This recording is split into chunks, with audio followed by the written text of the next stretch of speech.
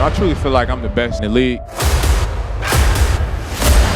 I want to put a stamp on it. And a one-handed attempt. Oh my goodness! A.J. Brown, touchdown! He stormed into the league, averaging nearly 20 yards per catch. In his first 90 games, he scored 49 times while dragging entire secondaries down the field. Tannehill to the end zone. Brown, leaping grab. Touchdown! For 6 seasons, he's broken tackles, broken records, and crushed the will of every cornerback he's faced. And in 2025, A.J. Brown is going to be the most dangerous receiver in the NFL.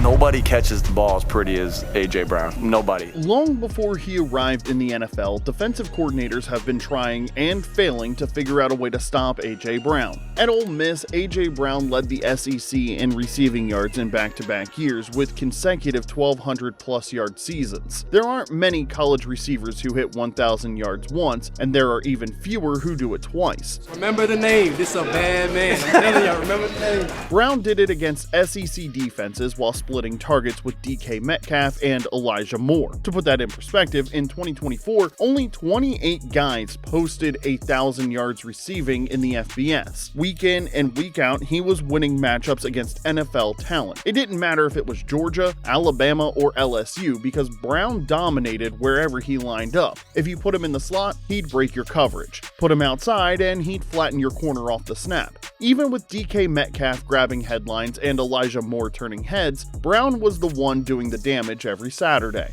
A.J. Brown, touchdown! By the time he left Oxford, A.J. Brown was the career yardage receiver at Ole Miss, and it wasn't even close. Yet, somehow despite all of that production, the NFL let him fall to the second round, and Swole Batman never forgot. But if you like what you're seeing, remember to hit like and subscribe after the video. In the second round of the 2019 NFL Draft, the Tennessee Titans eventually got it right. With the 51st pick, Tennessee Titans select A.J. Brown. He had the hands of A.J. Green, the physicality of Anquan Bolden, and a chip on his shoulder the size of Steve Smith. He was the steal of the draft, hands down, and Brown took it personally that he was passed over for guys like N'Keal Harry and Hollywood Brown. In week 1, A.J. caught 3 passes for 100 yards and never looked back. Brown racked up 1,051 yards and finished his rookie season second in the league in yards per catch at 20.2. He also scored 8 touchdowns while making it all look easy. 91 yards, touchdown, Titans! In 2020, it was 1,075 yards and 11 touchdowns in just 14 games. He can change the game. He's the best receiver in the league. That's crazy, Arthur One! A year later, it was 869 yards in just 13 games. Brown was everything the Titans were missing: explosive after the catch, dominant in the red zone, and impossible to press. Let's go! So when it came time to work out a new contract, AJ was looking for wide receiver 1 money. Brown wanted $22 million per year, which isn't outrageous for a top 10 receiver, but Tennessee lowballed. They offered me like 16 up to like 20 with incentives. They thought Brown would blink. He didn't. So on draft night 2022, Tennessee hit the panic button and traded their best player to Philly for the 18th overall pick. They used that spot to take Treylon Burks, a rookie out of Arkansas with an impressive set of tools, but nothing close to AJ Brown. Since coming into the league, Burks has battled injuries, inconsistency, and the pressure of replacing one of the best receivers in the game. Meanwhile, Brown has gone nuclear in Philly, averaging 1,458 yards and 9 touchdowns per 17 games. Touchdown! A.J. Brown. Those numbers, by the way, are insane. He's our generation's Julio Jones. I think he's the best receiver in the NFL. Tennessee thought they were saving cap space and trading one big body guy for another. What they did was gift wrap a superstar for a team that knew exactly what to do with him, and A.J. Brown got to work making sure they'd regret it. As soon as Brown went on the block, Philly jumped. They saw what Tennessee let walk and gave him $100 million with $57 million guaranteed. No drama, no delay, no doubt. In return, A.J. Brown showed up ready to punish every team that ever undervalued him, especially the one that just shipped him out. In 2022, he broke the Eagles' single-season yardage record with 88 catches, nearly 1,500 yards, and 11 touchdowns. Along the way, he torched the Titans for 2 scores to remind them what they gave up. Brown's connection with Jalen Hurts was instant, giving Philly a true alpha on the outside, but one who could win inside, win deep, and win after the catch. And defenses had no answers. Double him and and he outmans two defenders anyway.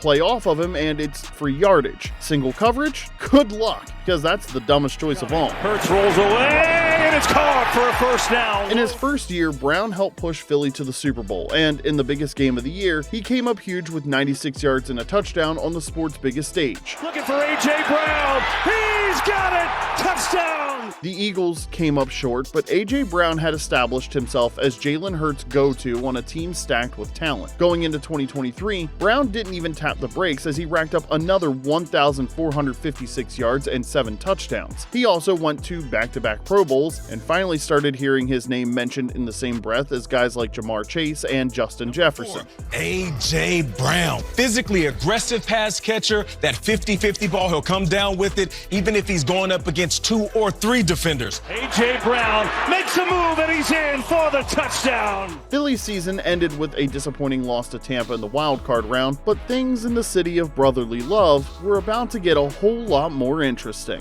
Why didn't you bring the ball? Now, we're not saying the Eagles couldn't have gone back to the Super Bowl in 2024 without signing the most versatile back in the game. We're just saying that he made it inevitable. Before the 2024 season, Philly finally fixed the one thing that made their offense predictable. They added another superstar, this time at running back. All Saquon Barkley did was lead the league in rushing and yards from scrimmage. Despite missing 4 games to injury, A.J. Brown still managed to pick up his 5th 1,000-yard season to go along with his first championship ring, and we're guessing it won't be his last, but more on that in a bit. Between the injury and the arrival of Barkley, Brown's overall production took a big hit. In 2024, he was targeted 59 fewer times and caught 39 fewer passes, but his efficiency jumped and he still scored 7 times. Brown, touchdown! More importantly, the Eagles dominated the regular season and dismantled the defending Chiefs in the Super Bowl. Philadelphia Eagles, Super Bowl 59, world champions! Now, in 2025, they have a backfield they trust with weapons everywhere you look and another year to build chemistry under their belts. In other words, Philly got even better. Y'all won, get him. It'd be like 30 flowers, just get out the field. Let's get it. So what the hell are teams gonna do next year? Who are opposing defenses gonna key on to try and slow the Eagles down? And for the first time since he arrived in Philadelphia, the answer to that question isn't A.J. Brown, and we're betting he's going to absolutely explode in 2025. If you're a fantasy football fan, you may want to pay attention. Now, if you've followed A.J. Brown in fantasy football for the last 6 years, you know that he's all boom and no bust. In 2022, he finished wide receiver 4 overall according to Fantasy Pros, and in 2023, he caught 106 passes and finished top 10 again. You know, A.J. Brown should be in the MVP conversation. That's absolutely true. Now, last season, the injury cost Brown 60 targets, but he still finished as wide receiver 10 in fantasy points per game. Swole Batman's fantasy upside has been his consistency and ability to produce, even as the focal point of every opposing defense. Perch to the end zone. It is A.J. Brown. Now, with Barkley forcing defenses to pick their poison, Brown will see fewer doubles, more one-on-ones, and more chances to break every week wide open. Yeah, we get that you'll need to pay up to get him, but the floor is still top 10, and the ceiling is wide receiver 1.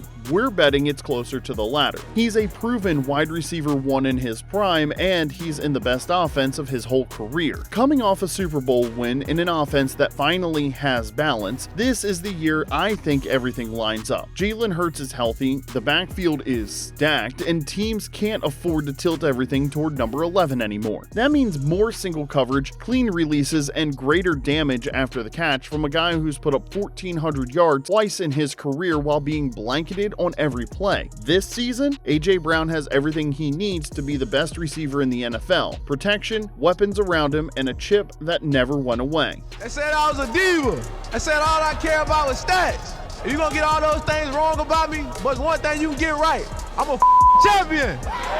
He came out of Starkville overlooked, despite lighting up the SEC for 2 years. He broke out in Tennessee only to be tossed on the trash heap. And in Philly, he elevated from a problem to a nightmare. Going into 2025, the guy finally has the supporting cast, a clean bill of health, and a shot to remind the league what happens when you line up across from someone built to take you apart. So here's the question. Where does A.J. Brown rank in your top 5 wideouts going into 2025? Is he better than Chase? Is he better than Jefferson? Drop your take in the comment section below, and if you're all about elite breakdowns, fantasy weapons, and film that proves it, hit that like button, subscribe to Snap Count, and stay locked in because like AJ Brown, we're just getting started.